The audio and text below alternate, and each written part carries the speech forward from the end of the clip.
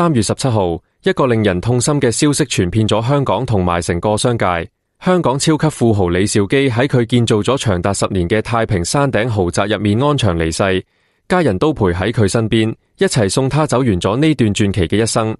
生前，佢冇揀喺醫院度過最後嘅時光，而係喺自己嘅豪宅入面升級咗居家 ICU， 以最舒服同熟悉嘅環境迎接生命嘅終點。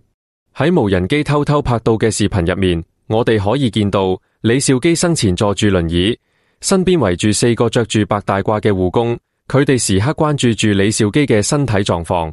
不過呢啲只係豪宅內醫護團隊嘅一部分，實際上喺豪宅入面仲有另外12人嘅醫護團隊，佢哋提供住3班倒嘅車輪服務，確保李兆基能夠得到全天候、全方位嘅照顧。呢種待遇無疑彰顯咗佢作為香港超級富豪嘅身份同地位。李兆基呢一生真係充滿咗傳奇色彩，世人都知佢係香港超級富豪，擁有無數嘅財富同地產，卻唔知佢本嚟唔係土生土長嘅香港人，而係嚟自廣東順德。喺呢個充滿商業氣息同家族傳統嘅地方，李兆基度過咗佢嘅童年同少年時光，也正係喺呢度，佢奠定咗自己未來商業帝國嘅基礎。李兆基嘅老家喺廣東順德嘅一個普通家庭入面，佢排行老四，所以香港人親切咁稱呼佢為四叔。四叔嘅老豆本身就係個精明嘅商人，經營住自己嘅門店，所以四叔從細家庭條件就相當唔錯。喺呢樣嘅環境下成長，四叔唔單止繼承咗老豆嘅商業頭腦，仲學會咗好多實用嘅本事。佢聰明肯幹，喺自家店鋪入面學到咗唔少經營之道，都為佢日後嘅商業生涯奠定咗堅實嘅基礎。李兆基屋企嘅店面主營黃金、匯兌以及外幣嘅買賣生意，呢啲業務喺當時真係相當紅火嘅，都為李家帶嚟咗唔菲嘅收入。6歲嘅時候，李兆基就開始喺金鋪入面學習做生意咗。老豆從細就培養佢嘅商業意識同敏銳度，佢眼睇住老豆點樣同顧客打交道，點樣談判，點樣把握市場動態，呢啲寶貴嘅經驗都深深咁烙印喺佢嘅心入面。15歲嘅時候嘅李兆基已經展現咗超乎常人嘅商業才華，佢接管咗順德嘅天寶榮金鋪同埋永生銀號，呢2個店鋪喺當地真係有住舉足輕重地位。細個嘅佢就已經成為咗無人唔知、無人唔曉嘅神童，佢嘅商業才能同聰明才智都令啲人對佢充滿咗敬佩同期待。不過李兆基並冇滿足於此，佢有住更遠大嘅志向同抱負。20歲嗰年，佢帶住靜靜1000蚊錢，毅然決然咁闖入咗繁華而充滿機遇嘅香港。初嚟乍到嘅佢，並冇被呢座城市嘅喧囂同繁華所迷惑，而係堅定咁從自己嘅老本行做起，開始咗佢喺香港嘅商業生涯。喺香港嘅日子入面，李兆基憑住敏銳嘅商業嗅覺同過人嘅膽識，逐漸喺商界嶄露頭角。後來佢睇到咗房地產行業嘅利好形勢，果斷進軍房地產領域。呢個決定唔單止改變咗佢自己嘅命運，都影響咗成個香港房地產市場嘅格局。喺香港一代就係77年，李兆基從一個血氣方剛嘅後生仔，逐漸成長為咗一個商業巨擘。佢將畢生嘅精力都奉獻咗俾呢片土地，都闖出咗自己嘅一片天地。佢嘅商業帝國遍佈香港各個角落，佢嘅名字都成為咗財富同成功嘅代名詞。李兆基曾經登上亞洲首富榜，身價上千億，係商界一位非常成功嘅商人。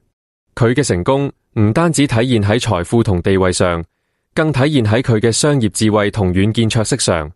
佢識得點樣把握市場機遇，點樣規避風險，點樣喺競爭激烈嘅商業環境入面立於不敗之地。雖然喺香港呢片土地上面闖出咗一片天，但李兆基從來都冇忘記自己嘅家鄉廣東順德。佢深知自己嘅根喺邊度，都深知自己肩負住為家鄉發展貢獻力量嘅責任。佢曾經多次表示，要將順德建設成第2個香港，為自己嘅家鄉做出巨大嘅貢獻。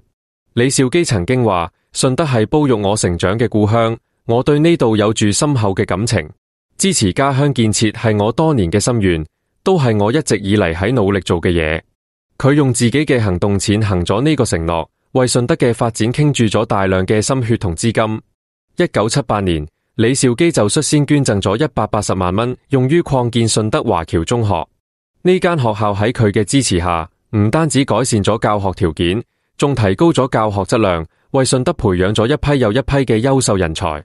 後來呢間學校更加改名為順德區李兆基中學，成為咗順德教育嘅一張名片。除咗支持教育事業外，李兆基都非常關注醫療同體育事業嘅發展。1980年，佢捐贈咗310萬蚊建設順德醫院，為順德人民提供咗更好嘅醫療服務。1991年，佢又捐贈咗500萬港幣建設順德體育中心，為順德人民提供咗健身同娛樂嘅好去處。李兆基嘅善舉唔單止局限於家鄉順德，佢仲關注住全國各地嘅公益事業。喺汶川地震嘅時候，佢慷慨捐贈咗5.7個億，用於災區嘅重建同救援工作。佢嘅呢一舉動唔單止體現咗佢嘅愛心同責任感，都贏得咗全國人民嘅尊敬同讚譽。此外，李兆基都非常重視教育事業嘅發展。佢深知教育對於一個國家同民族嘅重要性，所以佢曾經分別向清華大學、北京大學捐贈咗2個億，用於教學樓嘅建設同改造。佢嘅呢一善舉，為2所頂尖學府提供咗更好嘅教學條件，都為更多嘅學子提供咗實現夢想嘅機會。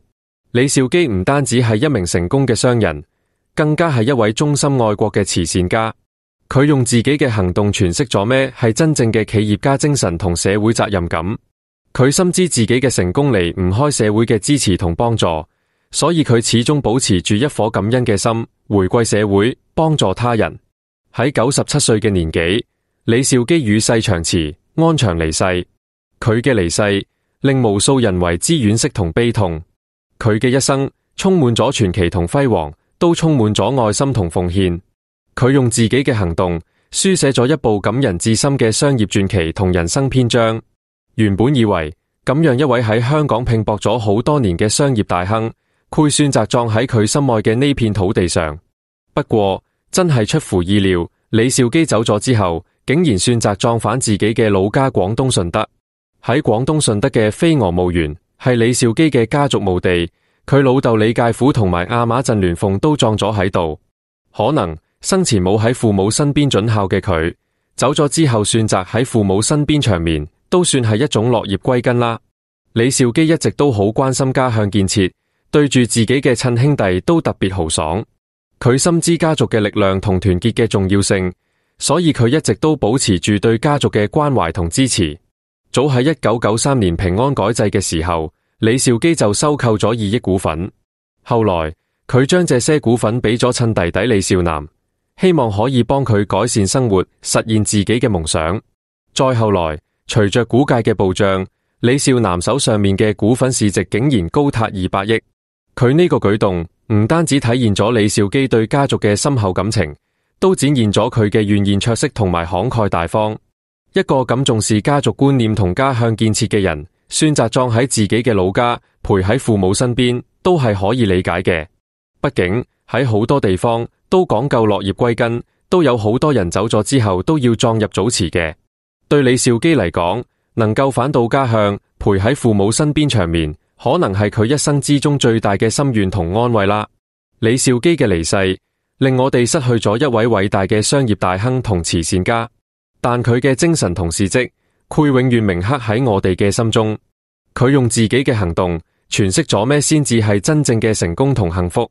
佢嘅一生充滿咗傳奇同輝煌，都充滿咗愛心同奉獻。願佢喺天堂安息，願佢嘅精神永存。